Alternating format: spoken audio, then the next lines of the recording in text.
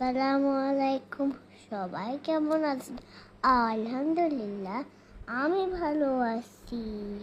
মনে করতে করতে আমাদের হালাত এতটাই খারাপ যে 2 রাকাত নফল নামাজ পড়া শক্তি আমাদের থাকে না।